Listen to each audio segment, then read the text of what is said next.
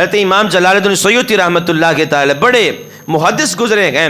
آپ نے حضور نبی کریم صلی اللہ تعالی علیہ وسلم کے والدین کے جنتی ہونے پر ایک رسالہ لکھا. جب وہ رسالہ مارکیٹ میں آیا نا، لوگوں نے پڑھا، کچھ بدبختوں نے اعتراض کیا. امام جلال الدین سیوطی رحمۃ اللہ کے تعالی علیہ نے ایک اور رسالہ لکھ دیا. پھر لوگوں نے اعتراض کیا.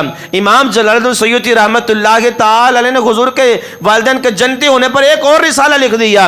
حتیٰ کہ اس طرح کرتے کرتے لوگ اعتراض کرتے گئے اور آپ رسالے لکھتے گئے. 10 رسالے لکھ دیے اور آخر میں ایک بات اخذ کی، ایک جملہ لکھ دیا. فرماتے ہیں کہ حضور کے والدین جنتی گئے. اللہ اکبر.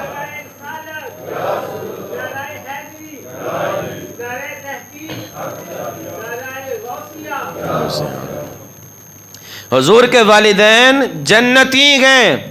جب یہ سارا معاملہ ہوا، حضور نبی کریم صلی اللہ تعالی وسلم کو امام جلال الدین سیوطی رحمۃ اللہ کے تعالی کی یہ ادا، یہ تصنیف، یہ لکھنا اور آپ علیہ الصلوۃ والسلام کے والدین کو جنتی کہنا، یہ ادا اتنی پسند آئی. کتابوں کے اندر موجود ہے کہ حضور نبی کریم صلی اللہ تعالی علیہ وسلم نے امام جلال الدین سیوطی رحمۃ اللہ کے تعالی کو جاگتی ہوئی آنکھوں سے، جیسے ہم جاگ رہے ہیں، میں بیان کر رہا ہوں آپ سن رہے ہیں، جاگتی ہوئی آنکھوں سے امام جلال الدین سیوطی رحمت اللہ کے تعالی کو 75 مرتبہ اپنا دیدار عطا فرمایا. دیدار عطا فرمایا 75 مرتبہ.